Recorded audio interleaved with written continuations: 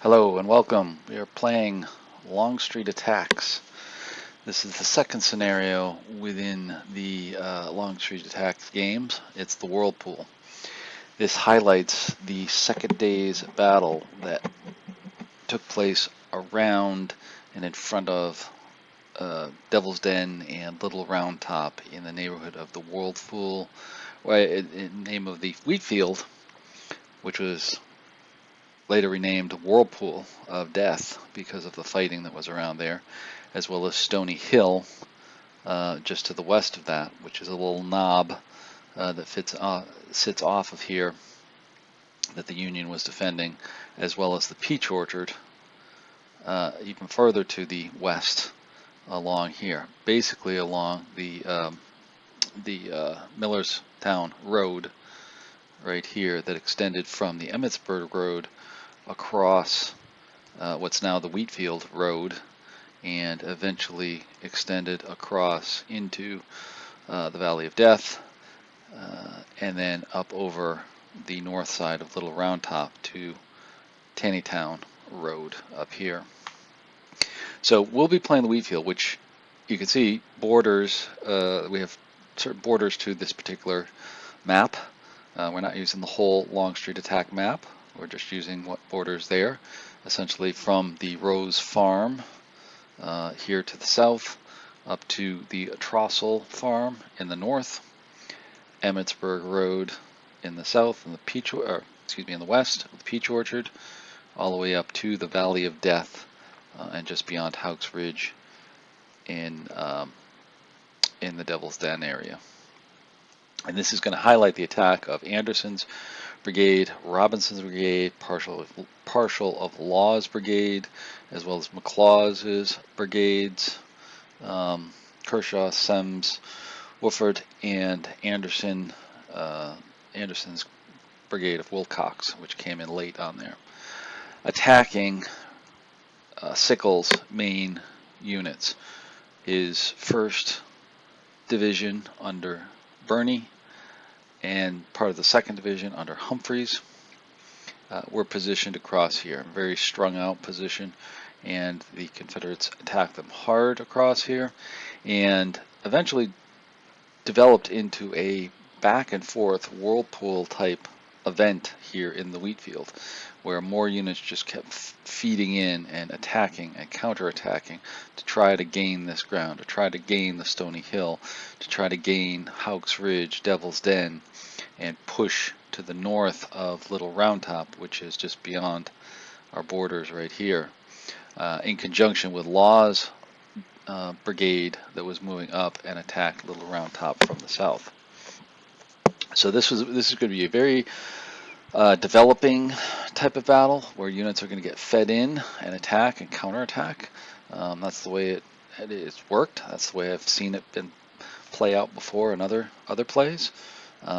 But we'll see how this one goes with that.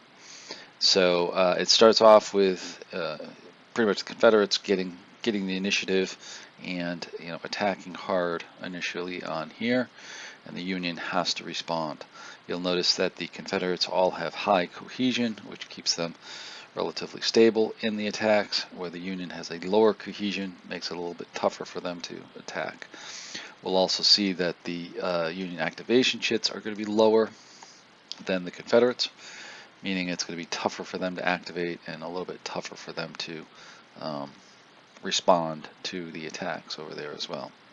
The Union has artillery. There's a number of batteries that are here, here, and here. Oh, and Smith's battery up here as well.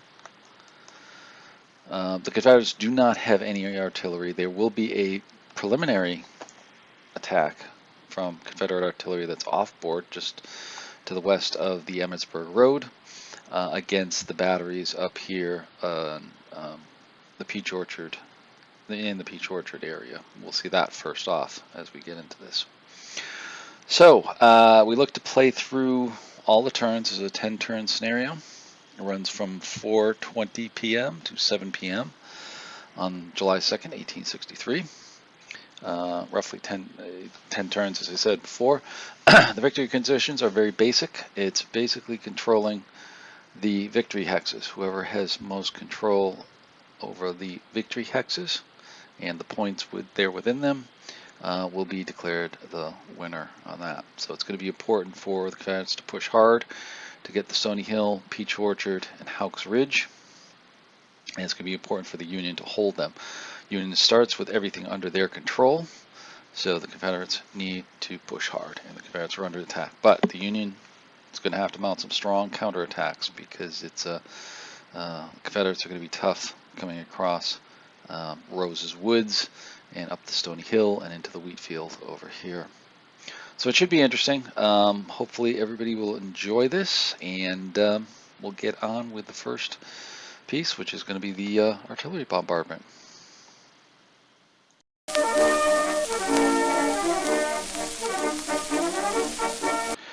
So we're starting with turn 1 here, and prior to the pulling of chits, we have the artillery phase.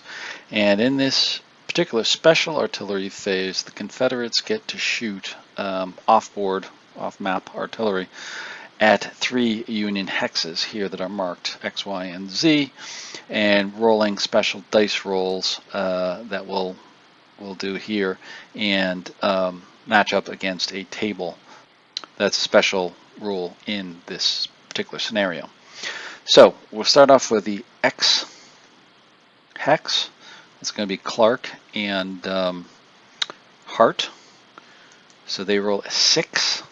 As you can see here, that's going to be a battle worn. So we'll flip over Clark. Then we'll go with Phillips. Rolls a 1. That's a miss. And then Bigelow is a 2, which is a morale hit on him.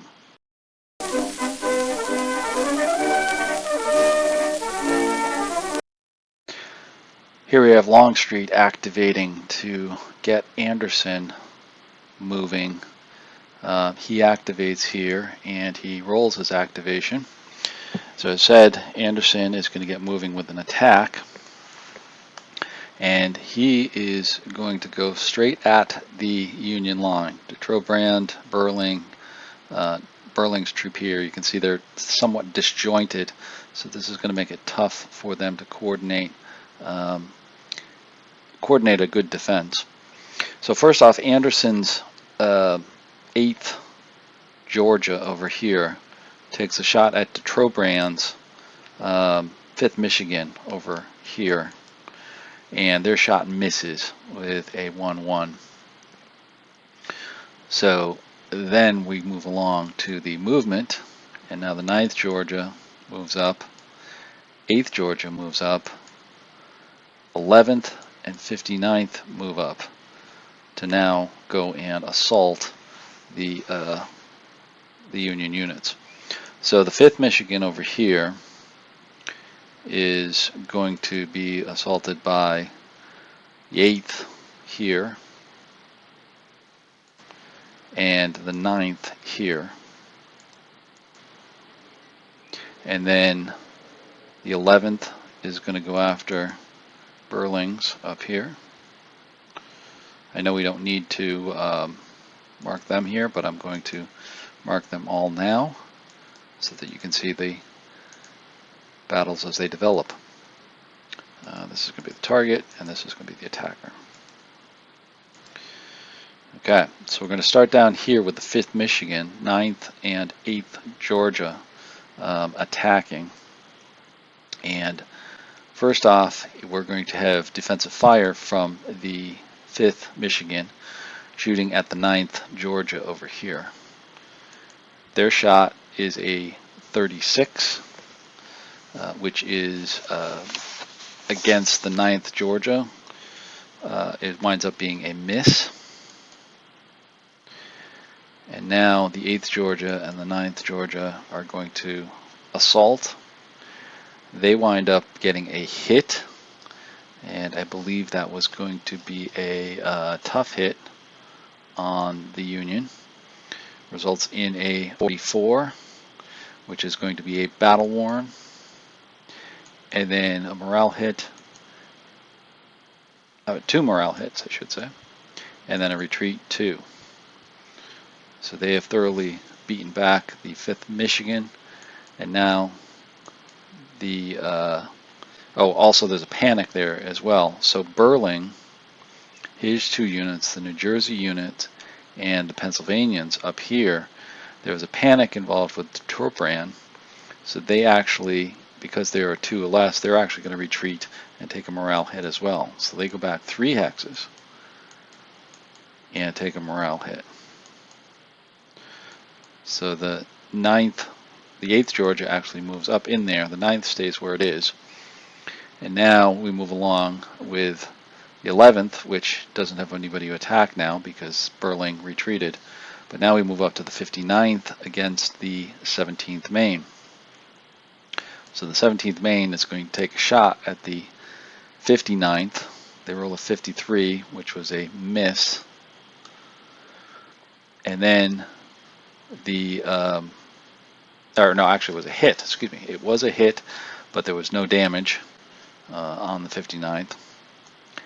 And then we have the Confederates assaulting, and they actually get into a close fight with the 17th Maine, which winds up with a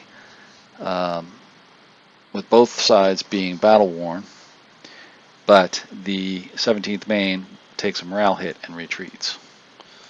So he takes a hit, they both get battle worn, he takes a hit, and he retreats back up into Winslow's battery up in the middle of the Wheatfield. And then from there, we move along to Hood's activation, which he activates. And that's actually going to be Hood to, Anderson to continue his attack. Let's clear the target markers so we can see how this goes. So Anderson is going to continue his attack up the Stoney Hill. And first off, they're going to attack. There we go. And now they move. There's nobody to shoot at. They're too far away for anybody to actually get an effective shot, or blocked by terrain. So first off, the 8th Georgia moves up the Stoney Hill. Next we get the 9th Georgia moving up next to the 110th PA. The 11th Georgia moving up into the base of the Stoney Hill, and the 59th moving over the stone wall. That doesn't appear there, but there is actually a stone wall that was there that was being defended by 17th Maine into that hex.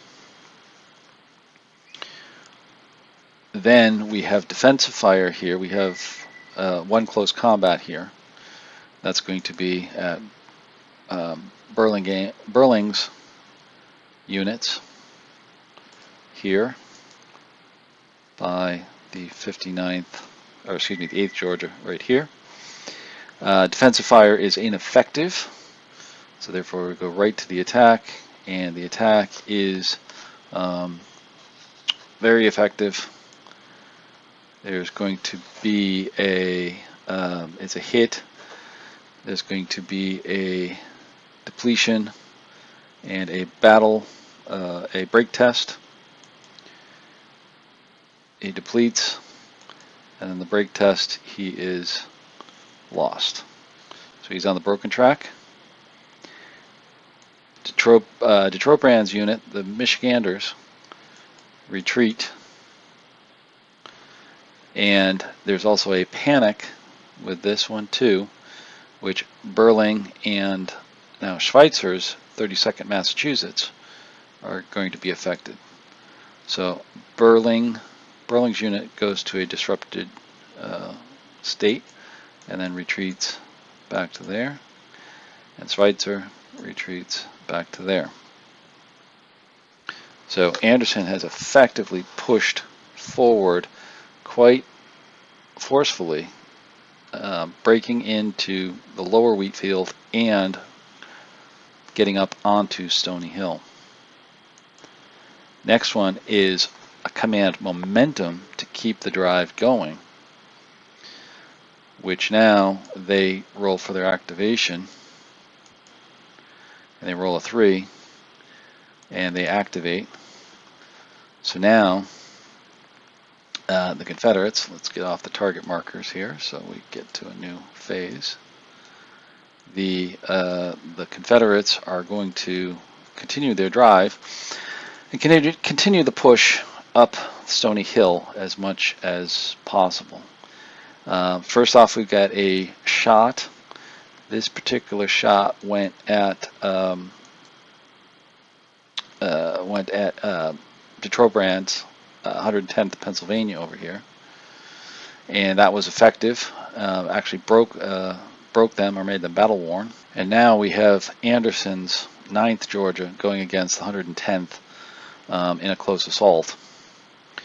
In this case, the Union gets defensive fire. They take a shot. They miss. Now the attack by the Confederates is successful, very successful, rolling double 6s and double 5s. Union player takes a break test. They're actually battle worn again, takes a break test, fails, and they are on the broken track as well. And that's all for Anderson's move at that point.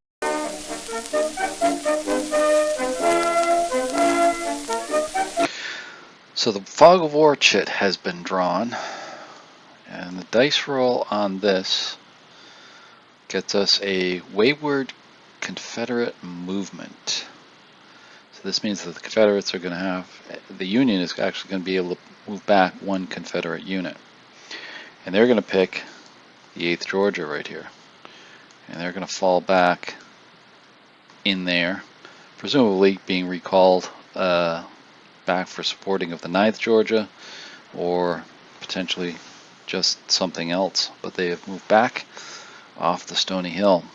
So they're consolidating their position over here as the battle moves on. Later on, the rally chit occurs for the Union, and that is going to be placed on Detrobrand right here. I should say 17th Maine of Detrobrand's brigade. And he's going to take off the shaken unit, shaken marker, and regroup his units. So it's a little bit more cohesive here to help defend Winslow's batteries, because they're the only units here on the upper part of the Wheatfield to hold off Anderson's attack.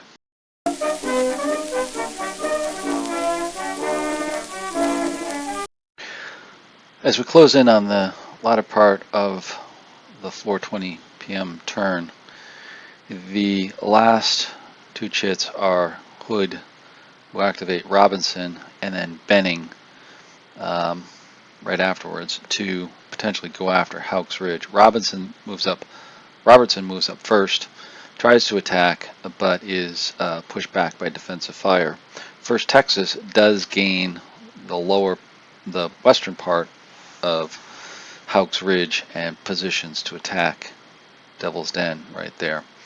Law's units move in on Benning's activation and position at the southern end of Devil's Den to attack the rocky terrain there. Benning's other two units, the 20th Georgia and 15th Georgia, move on and position to the left of Anderson's units to help support an attack on the Peach Orchard and try to go after those Union guns over there and dislodge them with that. So that brings us to the end of the first turn, where the Union is been thoroughly pushed back from the edge of Rose Woods, and the Stoney Hill has been contended, although Schweitzer has come up to potentially defend that position. Anderson's units have backed off the Stoney Hill momentarily to recover and regroup, but most likely the attack will continue at the 4:40 turn. Union has some work to do over here as well.